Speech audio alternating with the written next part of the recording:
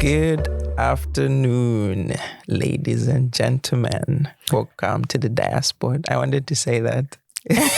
Why? Because I always say because you always jump in. You always jump in with the jealousy gonna kill you. Welcome to the Diaspod. I could still do it. Hi people, welcome to the Diaspod, where we try to have conversations. What do I always say? Where we try to have what conversations? I think you forgot the open conversations. Where we try to have open conversations. Welcome. Hi, how are you doing? How's been your day? Oh, mine has been good, actually. Really good. I just got out of bed, so How is that good if you just got out of bed? This is like after 12. Yesterday, after a very long time, I finally had myself a day off from work. So I think it was a little bit relaxing. Not a little bit, actually. It was relaxing, like a lot. Did you have a today I don't want to do exactly kind of day? I had me that moment of, just sleeping in and then just getting your mind straight and your thoughts, not having to worry about, okay, what time am I working? Too bad for some of us who don't have days off. Like that. Oh my goodness. Really? When was the last time I had a day off? I feel like I've been on the go since I don't know when.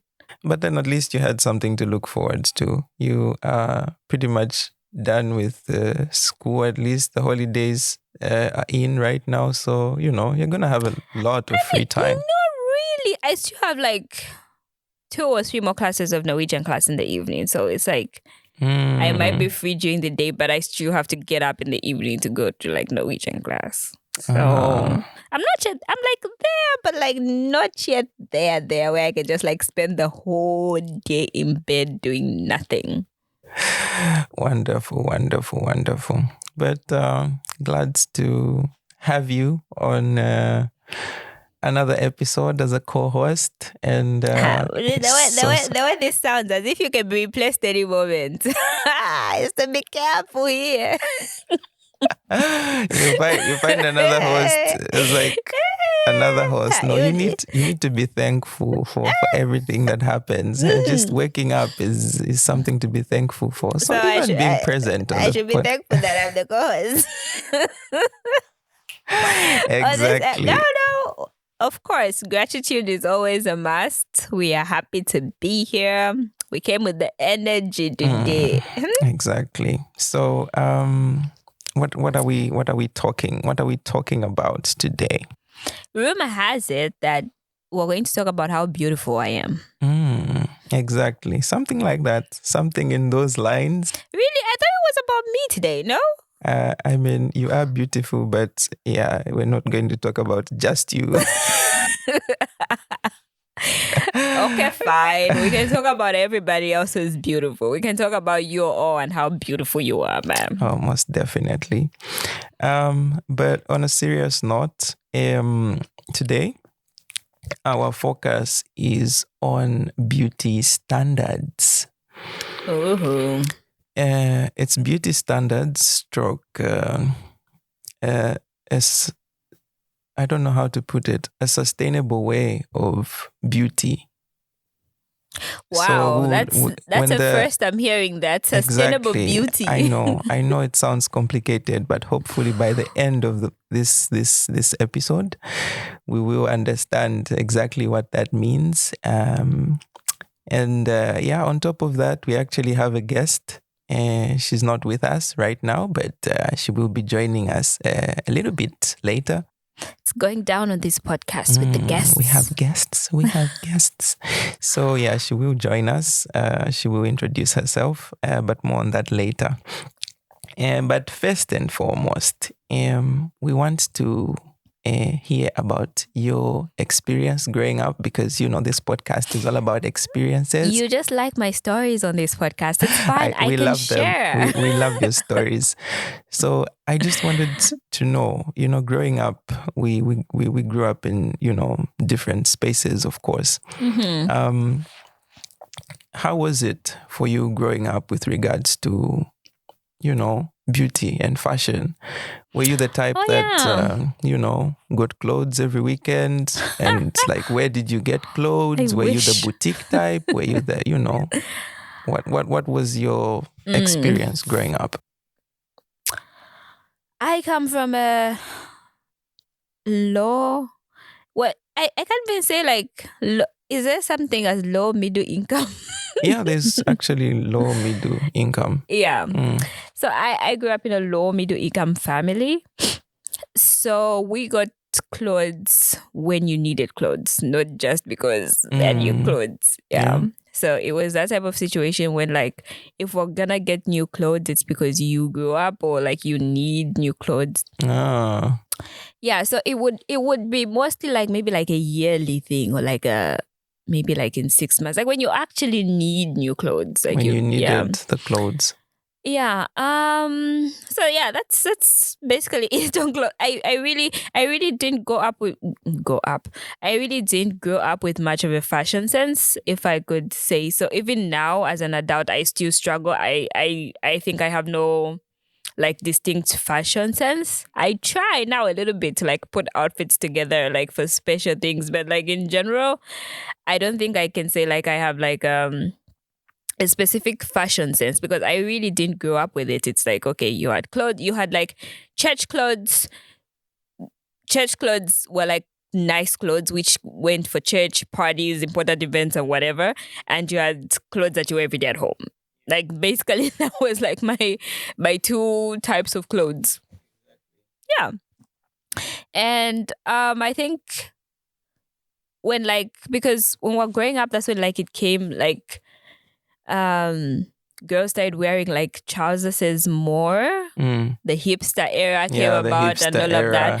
In the beginning, I think my parents were not for it, but then it was like kind of like something that they couldn't run away from. So it was just like, okay, fine kind of situation. Because I think my first hipster was gifted to me actually. It wasn't my mom who bought it. It was like my mom's brother's wife, my auntie, who like brought us clothes when we went over there to visit. So like as we are going back, we're like, oh yeah, here's like, exactly. Thanks for visiting. You guys are cute.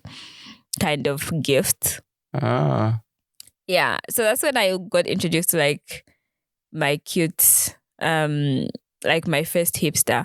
And I remember I loved that hipster so much. I wore it to like every party, special occasion, whatever, name it. Yeah. I wore it. And I remember there was one time I think the most we ever shopped in a boutique was going to Pep.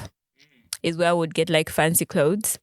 But we were definitely bend down boutique people because there you get variety, you get cheap clothes and all of that. And I remember we went, my mom and I, just as I was going to boarding school, I think, or during my boarding school time, we went to one bend down boutique and I found this High School Musical t-shirt. Oh my gosh. You have no idea. Like, I love that it was. I still remember it was gray and it had like the High School Musical people like on the front. That was my t-shirt. It was my it t-shirt. I wore it to, I think, almost, because in boarding school every Saturday we had like entertainment. I think I wore it to almost every entertainment I went to. Interesting. Yeah, so that's me on like my beautification growing up. Interesting stuff. But what about like on a guy's side? It was almost the same because I grew up in like it wasn't even a middle class family actually. I would also categorize it as, lower middle class. And of course we did get like clothes on special occasions. Like it's festive season now, it's Christmas, so you get clothes as a gift. But it was never really like something that you expected to happen or to frequent. You never used to go shopping with your mom? I did, but it wasn't like so frequent. Not like the shopping that I mean, like us who used to go bend down boutique. I mean like the shopping that people do now. They just go shopping every other week with their parents. Oh no, not like that. Like it was very, very rare. And I wouldn't say it was experiences that I remember, like going to get clothes. And it wasn't like that many clothes. It's, you'd probably get like two shirts and maybe a jeans. And, that's something you're supposed to keep for months, maybe a year plus, until you outgrow it, just as, you've mentioned. So it was that kind of setup as well. But then my follow-up question to that was, the clothes that you got, because it's standards, right? We're looking at like beauty standards. Yeah. Was just like you mentioned, there was a bit of a problem with the hipster, like when somebody got you a hipster. Was there ever any focus of, oh yeah, maybe we should get like these kinds of clothes, like locally made clothes, for instance? What? I'm trying to think, what are locally made clothes? Yeah, like the African print, for instance. Oh yeah. I mean, like, for me, my mom became a tailor when I was younger. So my mom made most of our clothes. Oh, okay. So she made clothes. She made like our school uniforms, our chitenge outfit kind of clothes, like that. So like, yeah. Interesting stuff. Yeah, because I'm looking at, this question is coming from how we are so used to getting like clothes, of course, made in the Western world. Like, bend down boutique. What is it called now? Thrift stores. It's called thrift stores. When we were growing up, it was bend down boutique. It was Soweto. But yeah, I don't actually remember going to Soweto with my mom, but I did go to Soweto with like my sisters, like a lot. Like for that one, it was, several times because it was cheap. Like you didn't need that much money to go to Soweto. Do you know what I've just remembered? Like, at least I think it started when we were in uni. Each time we'd go to Soweto, my bestie Rimbizai and I, there was always the guy, the boxers and babbies. Oh yeah, that one. I remember that one. I think I saw a video of him. I never actually, that was saw gonna him be my in question. person. Like, did you ever go to the boxers and babbies? I don't think I ever. I think my mom was always against, underwear, like getting underwear from like used underwear. She was like, that's not a good idea. You can get anything. We used to get our underwear from Kamwala. Oh yeah. Kamwala Komesa, the ones that come in like they buy you the packet of 50. And then we'd share because like when you get like the packet of 50, it comes in like small, medium, large. So everybody, you get a bumper. Everybody gets a bumper. Everybody gets that. But yeah, so we're talking, this is when the sustainability part comes in, right? Because there are places that we used to shop from, like Kamwala, for instance. These had like clothes in bulk. I still dream of Kamwala even up to this day. Very cheap clothes and, affordable for everybody. And I think when I discovered Kamwala, I started buying clothes.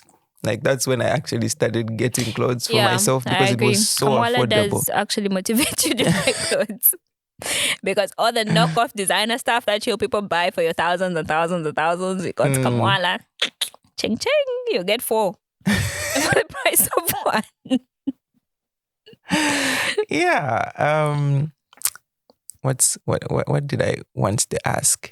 Yeah, but then also, is it sustainable? Yeah, like from a sustainability, point of view. Again, going back to, your experience, before you got the independence of like, learning to buy or being able to afford to get clothes on your own. Like, how was it like in the house, especially, growing up with somebody that was making clothes?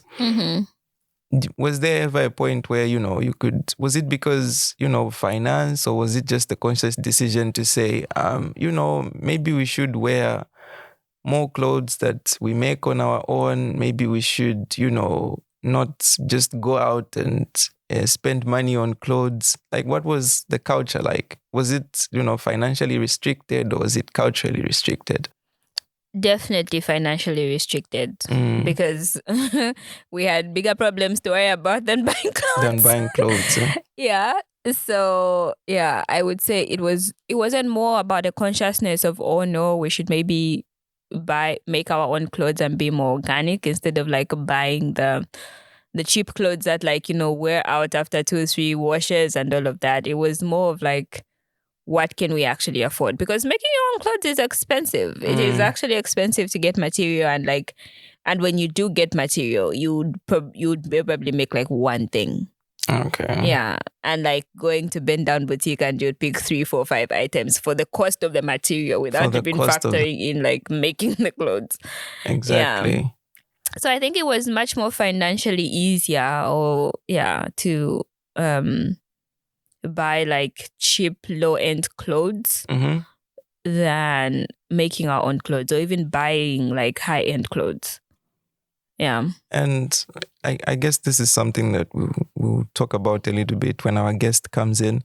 I guess it comes down to price. When you're weighing the two, of course, any person who supports locally made clothes will go for that, as opposed to, something else that's coming from the outside. And you'd argue that locally made clothes would have higher quality, right? But then if they are more expensive, then it's a little bit questionable. I wouldn't say locally made clothes would have high quality. Depends what type of fabric you use. Like compared to Kamwala, for instance. No, but then that's what I'm thinking of, because in Kamwala, when you go, because I've done fabric shopping with my mom before, there's fabric that you can buy for literally, I think that time it was like 10 kwacha, and you'd buy this Tedela fabric that would like, you could make so many things out of, but then the fabric was really cheap that after 2, 3 washes, it either like the colors start to fade or it would like rip or whatever. I remember that. Actually. It's making your own clothes could be on both sides as well, of where it depends on the materials you use. If you use high-end materials, of course, it will be more expensive, but kind of like more sustainable. And if you use like cheap materials, it will be cheap, of course. You'll get more, but they won't last long. More out of it. Yeah. Oh my. Okay. I think it's. Do you have any questions for me before we introduce our guest? I mean, I always have questions for you. I mean, you grew up in an all-girls household, so that must have been interesting for you. Did they make you wear any dresses? Oh, no, hell no. I think at some point I might have tried 1 or 2, but they never made me wear. I've actually never thought of that before. But yeah, it was... I guess, it's... I didn't grow up with sisters that were extravagant. I guess it came from my mom as well. She sort of raised us to be... to live... like... to have simple lives in terms of when it comes to fashion. But then was that same question you asked me, was that because like of finances, or was it because of like culture, how she just chose to bring you guys up? I think it was both. Of course, finance played a huge role, but then there was also, my mom is somebody that, was raised in a rural setup, so she had this, strong cultural more aspects. Conservative. Yeah, she was more conservative. And I don't know, maybe it's just how she spoke, because, parents sometimes just try to convince you about something. They threaten. It's not being convincing. They threaten because they want to save money. So I don't know. But then from the way she spoke, it was in the lines of, yeah, it's not good to do, to buy clothes anyhow, things that you don't need. Even if you have money, you don't really have to go out and do this and this. Clothes. Yeah. But then one thing that might have been lacking is, wearing, we never really, I can't remember a time when mom went and like made an outfit or had an outfit made for me, like locally, or that kind of thing. Like independence outfits? And... No, it was never, we never really experienced that. Like, with regards to school uniforms, for instance, she was like, okay, yeah, maybe you should just go to the tailor and have it made because it was cheaper than getting it from the school. But no, like locally made outfits, I don't remember any, to be honest. After this, you need to remind me. I need to ask my mom to send a picture. She had me made this like chitenge like dress or chitenge suit. I love that suit so much. I wore it like to Christmas parties and church. You need to see the picture. You should remind me. You should send me that picture. I need to see it. Okay, I think we are gonna get ready for our guest now. Who is our guest? Are you going to tell us, or you're just gonna spring the guest on us? Okay, so our guest is a lady from Zambia. Her name is Mulenga. Her name is Mulenga Mumba. I just checked her surname today. Hi, Mulenga. Good afternoon. Good afternoon. How are you? Great. We are doing great. Great to have you on the Diaspod. Thank you. I'm glad to know you're both good. Wonderful. So, we have been, sorry, I hope we didn't keep you waiting too long. Our conversation went on and on and on and on. Somebody talks too much around here. Which one? It wasn't me. Oh my goodness. Okay, so we have been talking beauty standards. We've mentioned a lot of things. So just before we get into that, by the way, we introduced you as an expert in beauty. So I hope you have a lot to share, Mulenga. Wow. Okay, that's interesting. It's good to know that you perceive me as such. Okay, so maybe for a start, for people that may not know who you are, can you just tell us a little bit about what you do, what it is that you do, especially in the fashion sense and when it comes to beauty. Okay. Well, my name is Mulenga, as introduced. Yeah. I've had a career in pageantry since 2017. So I guess that's where the aspect of beauty comes in. Mm-hmm. She's a beauty queen. Yes, exactly. And along the way, I reintroduced myself to fashion because I feel like I was always a lover of fashion, but I never explored that part of myself. Yeah. And through beauty pageants, I have come to learn that I enjoy being an educator more than anything. So my background is in environmental health. Yeah. But I've practiced this through pageantry and through the fashion brand that I have started, which is called Rag Different. Oh, wonderful. So we were just talking about like our backgrounds, like how our backgrounds affect our perception of how we, interact with fashion. How would you describe like your background and how it's affected, your interest in like slow fashion? Was it something that came from you growing up in a family that was was conscious about sustainability, for instance, or did it start with environmental health? Not exactly. It didn't start with environmental health. For me, I get the love of fashion from my parents. My mom especially. She's somebody that is well put together and she knows how to combine her colors very well. So in a way, I got that from her. And I would have these unusual color combinations as a child because when they put me in like clothes I don't like, I would cry, I would fuss, I would throw tantrums. So from there, I started developing the love for fashion and I would draw in my homework books. Like how people draw clothes. Yes. let's say, or if you love anime, I would draw clothes at the back of my books in like grade 4 or so. And I just realized that as an adult, I still have my grade 4 books. I'm such a holder. So I got to know that, okay, the love of fashion was already there. But for my dad, he was always this kind of person that would wear shirts with animals printed on them, these weird vintage trends. Yeah. So a combination of those color combinations that I got from my mom and the vintage and animal-like prints combines well and makes me who I am. Wow. Yes.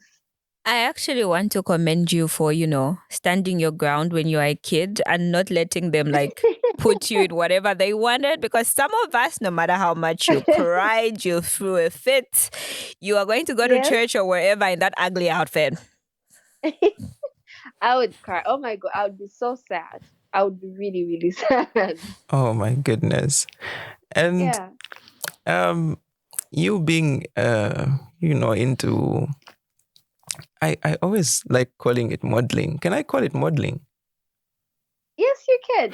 Okay. Use the nice word she used, pageantry. Okay, that's the word I was looking for. But I'm not that big on English words. I use the basic level of communication. No, on this one you have to say pageantry.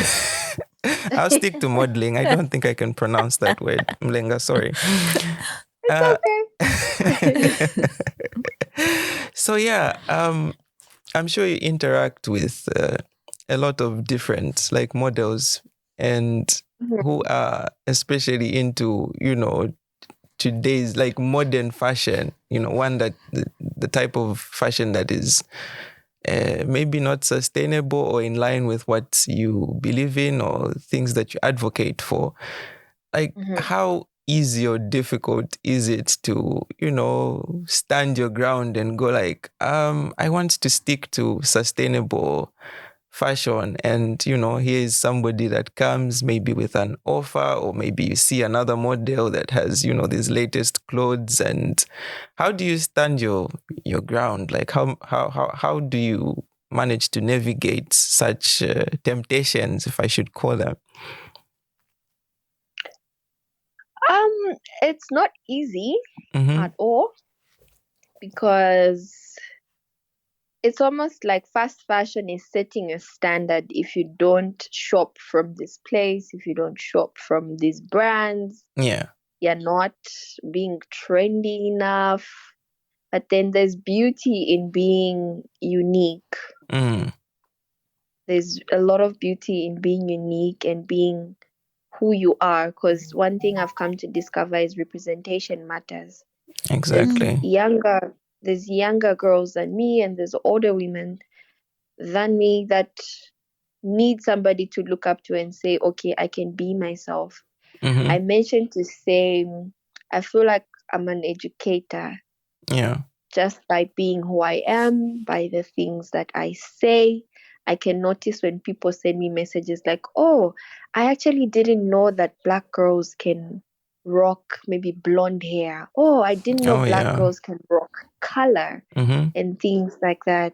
So I try by all means to be comfortable in who I am, because that's what impacts people that see what I do. And also in the business, when we get clients, of course, there are clients from different classes. We try as much as possible to advocate for recyclable fashion, which is Salaula here in Zambia. Exactly. And we re-emphasize the importance of reusing clothes, but then some people don't want anything to do with second-hand clothes because of the stigma that is attached to it. So we just try as much as possible. If it's a no, it's a no. You can't get everyone on board. At the end of the day, it's unrealistic, but we try as much as possible to do what we can. Oh, true. Okay. Yes. I was wondering, listening to you talk about fast fashion and like being in pageantry. because I know how competitive that world can be. And of course, they want you to show, creativity, diversity. But then do you think, like, thinking about it from like the judge's perspective, do you think like brand names when it comes to like models showing clothes, does that like give models more credibility than when you actually use like clothes that nobody knows? It depends how you present them. You know, I can be in Gucci and sorry to name drop, but I can be in a fashion. You can name drop. It's okay. It's okay. We know them. Okay. So I can be in like the trendiest Gucci, but it's how I style it that matters. I may not exactly understand that, okay, these colors of this brand don't go really well with this, and these don't go well with that. So I may be wearing the most extravagant dress and nobody knows about the person that made it, but it's how I present myself that matters. Am I walking well? Is my posture well? So it all matters. There's so many contributors that count. So of course it does give you a sense, because perspective. People have different perspectives. When I show up in Gucci, of course I'll look like, oh, she's got money. And that's the first thing the judges will think, like, okay, if we select this participant, they won't be out here embarrassing us, looking like, they're not really up to the standard that we are looking for.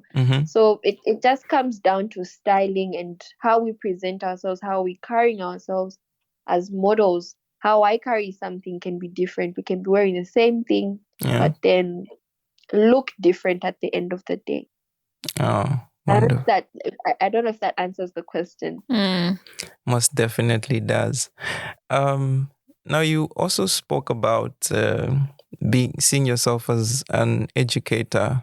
Maybe we could touch a little bit more on that. Like, what is should I call them students? Like, what kind of message do you preach, and to who? The to who, to be honest, I'm still narrowing it down. But mostly it's the community that follows me on social media and the children that I volunteer to teach. Yes. So my core message is responsible consumption and production. So the consumption comes in with people that follow me.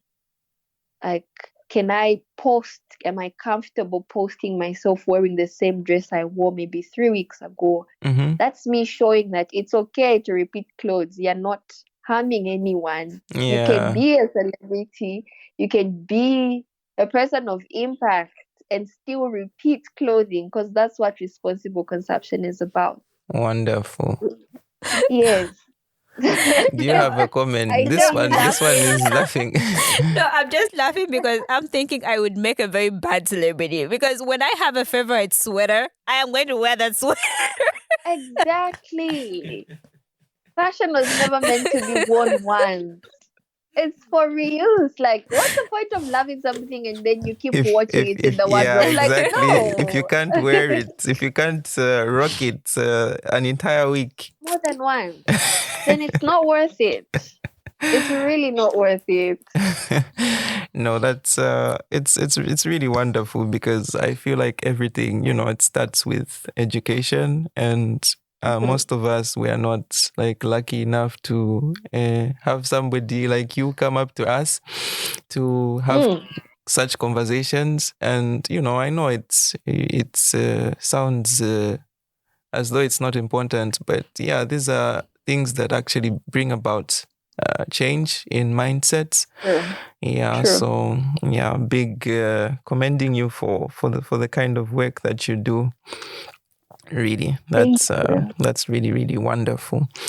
I also wanted us to touch on, because you've traveled. I think I follow you on Instagram, and I think at some point you were in Nigeria, and I think you traveled to Zimbabwe as well, if I'm not mistaken. Yes. So, if you could you share how your experience was like there? Like, how is it just like a different town in Zambia, or what's the perception It's of not like she beauty? went to Zambia but B. Come on. No, because let me explain myself. Like, this is coming from somewhere. I traveled to Malawi. I traveled to Malawi. No. And I swear, I just felt like What did it feel like? I felt like I was in a neighboring town. I had just gone to Kabwe, or I don't know, Ndola or something. It didn't feel like a different country, to be honest. Yeah. So how was it like for you? I agree with you. I've not been to a lot of African countries, but I've actually come to discover that we have so many similarities. Yeah. Even though we have these borders around us, but we have so many similarities. And Africa is really, it feels like home almost everywhere I have been. Yeah. Maybe the language, our native languages, are the only things that would really differentiate us. Exactly. But our mannerisms, they're the same. It's like, especially Zimbabwe. Yeah. I was actually eating their food, sadza. Yeah. It's just shima with a different name. Exactly.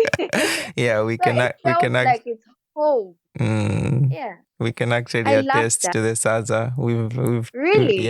We've had something called Saza here, and it's basically just shima, to be honest. Shima, right? Yeah, maybe you guys have shima there? Yeah, of course we do. I mean, we would have been dead by now. We wouldn't be dead. Come on. I feel like I need to visit now that I know there's a shima. Oh yeah, we believe you me, we have everything set up, so you survive. You survive, at least just enough for survival. Right?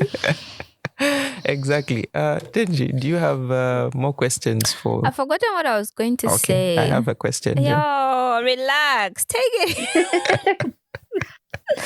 but fine, take it. I need to remember what I wanted to say. Oh no, it's come back to me. I was gonna contradict awesome. both of you when you are like, oh no, when we visit other African countries, it feels like home. But I'm like, wait, I've visited African countries, and of course I see the similarities, but it did feel like home. They still treated me like a foreigner. What was different though? Can you be specific? Like, how was it different? I mean, of course. I would say most Africans are very hospitable. They do show you hospitality, but then they will still make you feel like they will still make it known like you're not from there. Like, be specific. How? I don't know. I remember I went to. You didn't like? No, it's not. I don't know how I can explain this. It's not like it's something that I didn't like, but like you guys are making it seem as if it's when you go there, it's all kumbaya, we're all singing and what. But like, and of course that is there. They will offer you food. They'll be nice to you and all of that. But then I think for me, it was just the fact that even though they were showing me all this hospitality, it was still the fact that each time maybe I would be introduced or whatever, it would still be like, oh yeah, but she's not from here. Like, like they'll still make you feel like that foreigner aspect kind of thing. Yeah, but to be fair, you are a foreigner. My point was, I'm going to argue my point here. It was just that you guys were making it sound as if like, oh yeah, it's just like, it's just like being it's not. You will still feel that kind of like, yeah, it's all right. I feel safe here, but it's not like, my place. Okay, Mulenga, maybe a response to that. I don't know if you can counter that with your own experience. Well, yeah, of course, I did feel like, okay, yeah, I'm from a different place. But funny enough is in Nigeria, because before I speak or before I say anything to anyone, my face, the makeup of my face looks like I'm from East Africa. And the first question I get was, are you from Kenya? Are you from Tanzania? And of course, that was a bit awkward. And I said, no, I'm Zambian. But then with the more... Well, I no, didn't get come that on, though. Nigerians do know Zambia. Yeah, that only happens in Europe. Oh, it's bad that side, right? Yeah, I mean, I've gotten a couple of, where exactly is that? No, you'll be like, I'm from Zambia. Then they'll be like, Gambia. No, I said Zambia. Can you No, imagine? Zambia? People actually know Gambia and they don't know Zambia. It's so... Exactly. Like, anyway. Yeah. Anyway. We'll give them the grace, but Zambia is nicer. Exactly. That's the point. Yeah. But I think I didn't really take it to heart because I was so excited to be experiencing what the countries have to offer. Exactly. Yeah. And yes, and still on that, especially with regards to Nigeria, I mean, Nigeria is, like leading the entertainment industry right now. Like, it's not even on the African continent. It's something global. In the world. Yeah. Like, do you think, like, in a fashion sense, of course, in Zambia, like how much we're trying to promote our, the fashion world, right? And especially like with regards to locally made, whether be it outfits or just, locally, local presentation rather. Are we doing enough, like compared to Nigeria, for instance? I know, those guys are serious with what they do and, they want to sell. Like, do you think from a Zambian perspective and, with regards to designers and just modeling in general, like, are we doing enough to sell ourselves out there? This one is a sad one, but I don't think we are. I really don't think we are. If I'm to rate out of 10, I would give Zambia a 5. The standard is there. We are setting a standard, but with regards what makes us unique, what makes us stand out, we don't really have that as a country. But I'm happy to see that talent is emerging slowly but surely. And the more we keep building, I think we'll be able to identify, like, okay, this is a Zambian made product. Like, you know how Nigerians have their own things. Like, you can tell, like, okay, yeah, this is from Nigeria. You can tell, like, okay, this is from Senegal because of how they make their fabric. If we embraced our own natural resources and made textiles from them, I feel like we can have our own identity. Oh, wonderful. Yeah.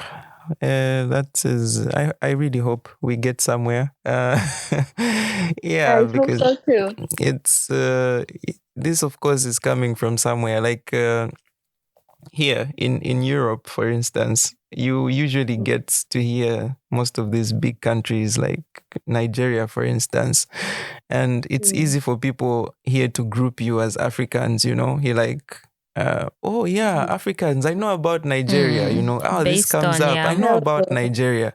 So in as much as you're proud that it's an African country doing, making or trending, you also feel a little bit sidelined and say, but what about us? Like, of course, names are supposed to come from everywhere, right? You mentioned Nigeria, you mentioned South Africa, and a little bit of Zambia somewhere there. So that actually makes sense, and it's good that we are heading in the right direction. Hopefully, you'll be one of many to come up. And we'll be hearing Mulenga everywhere. We'll be like, yes, she's from Zambia. I affirm it. Praise to God's ears. Yes. Tenji, do you have? I'm going to ask the final question. Go for it. We only have 2 minutes, Mulenga. So just finally, I don't know if you remember this. A couple of years ago, you and I made a really good video. It was a long time ago, but I was just watching that yesterday, just to get myself in the mood for for this interview today. And yeah, you did. I remember asking you what your goals were. I think I was like, oh, so what do you look forward to in the next 5 years? And yeah. Oh, accountability. Exactly. We're checking your 5 goals years. now. Oh my God. How's that going for you now? Like at that time, the things you had planned for. I want to be specific because, I don't want to put her on the spot. Yeah, exactly. I don't want to put you on the spot. I just, I'll just ask generally, like, have your goals changed since then? Like, and how's that going for you? Actually, they haven't changed, but they've become a bit more specific. I remember mentioning to say I would like to go to fashion school. Now I know better, like, okay, what exactly do I want to learn in fashion school? It's this and that. So they've just become more specific, and some of those have evolved because I just thought of myself as somebody that would be making clothes that are cute, and I would sell them and they're sustainable, they can last. But now I'm looking at myself as somebody that can give a platform to people with different talents that we can come together and make something beautiful. So I've learned that collaboration is key in this industry of fashion if you want to go further as a country. Most definitely. Even we are learning even we are learning that actually collaboration is really, really important. True. Yeah. Tenji, any last words to our wonderful guest before we ask for some advice, a piece of advice from her? I was just going to say, and now that I've been given the opportunity, I was just I really wanted to mention that it's kind of like our hobby to spot you out in different projects. Like when we see new music videos, like fashion things, like we always like when we see you, it's like I saw Mulenga, like it's exciting for us. Oh my God. So yeah, just like a little bit of encouragement for you. Like we do see you, we do recognize you, and we are proud. Thank you. And thank you for creating such a platform. It's very important. You don't know the number of lives you change just with this effort that you're putting in. Oh my goodness, I am humbled. My heart is melting. Thank you so much. You're doing a good job. I'm just here for the fun. Thank you. Sorry? I was just saying that I'm just here for the fun, but he's really doing a good job with this podcast. Nice. Congratulations to you both. Thank you so much. So, lastly, do you have any words to anybody out there, your social media handles?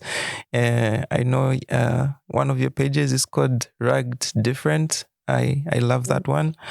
Really, really love it. And I'm not sure what the other one is called. So, but anyway, any last words and include everything in that. Okay. Any last words to people my age or younger or older? I feel like follow the breadcrumbs, the small little things that you love. Just follow them and see where they lead you, because that's where the bigger dream is going to be realized, from just listening to the small little, your intuition. Actually, it's not even small, it's big. Just listening to your intuition will eventually lead you to your biggest dreams. And for where I'm found, my personal handles are Mulenga Melanin Darky with no space. And then for my creative pages, it's Rag Different. So anywhere you search, you find both Mulenga Melanin Darky or Rag Different. Wonderful. Mulenga, thank you so much for joining us on the show. We are so thankful that you took time to speak to us. We learn a lot every week, honestly. This is, a way we can communicate, me and Denji, and with other people as well, which helps us grow a lot. And today we just learned a lot about fashion and how to be sustainable. From now on, we are going to be... she's giving me the eye. From now on, we'll be very conscious about sustainability. Good. That's good. It's a one step at a time kind of thing. Exactly. I know, right? A lot of things. Yeah. So that's baby steps. It's baby steps. So we are learning. True. Education is, the first step. It's learning, and then you put into practice, right? That's true. Most definitely. So thank you very much, Mulenga. And we hope you can continue to grow. And good luck. You, just like Tenji said, we are watching and rooting. Is it called rooting? Yes, my English is so bad. We are rooting for you, and we'll continue doing that. We'll continue selling you here. So that, the day you come and show up and everybody will be like, Zambia, they won't call you a Nigerian. I mean, there's nothing wrong with Nigeria, but... So maybe maybe because I like clothes, but I was just saying earlier of how I think I don't really have a fashion sense. I can literally wear anything.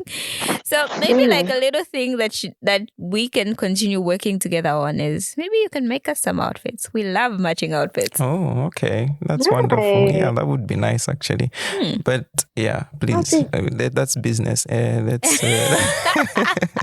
I should bring the business on the podcast. Most definitely. We are going to talk about this outside the podcast. In the DMs. Most definitely. We are coming to your DMs for that. No problem. I'm here for you. All right. Then you take care and have yourself a wonderful day, Mulenga. Bye, Mulenga. It was nice to talk to you. Same. Have a good day as well. So that was Mulenga, ladies and gentlemen. What's the word? I want to use modeling, and I know you. Pageantry. There you go. Pageantry. I'm surprised you can't say this word because you always help me say bigger words. It's just pageantry. It's just the makeup of the word itself. Yeah, it just doesn't work well with how my tongue rolls. But yeah, that was Mulenga, ladies and gentlemen. Wonderful conversation. And I hope you learned as much as I did. Yeah. Experience-wise, of course. No, I was actually thinking maybe we shouldn't have said this as beauty standards, because beauty standards is a lot of things. It's encompassing of fashion, makeup, and everything. So maybe it should be beauty standards with regards to fashion, sustainable fashion. Fashion. Yeah, because I didn't want to, because if you put the word sustainability, it kind of makes it seem like a serious conversation. So I didn't want to scare people away. Hey, sometimes you can just, mention a simple topic and then get into detail. But then if you start with the big words, the sustainability, no, I'm just thinking of maybe it shouldn't be so misleading with beauty standards, because when you think of beauty standards, we all think of makeup and It's not really the fashion sustainability. No, I mean yes, of course it is. It's encompassed in all that. But I mean when you mentioned beauty standards to me, I literally thought we're gonna be talking about that. It's the first impression that I got. I really didn't think of sustainable fashion. So that's why I suggested maybe you should make it with regards to sustainable fashion. Yeah. But then this one is already made, unfortunately. And until next week, ladies and gentlemen. We will see you again on the Diaspod, ladies and gentlemen. Goodbye.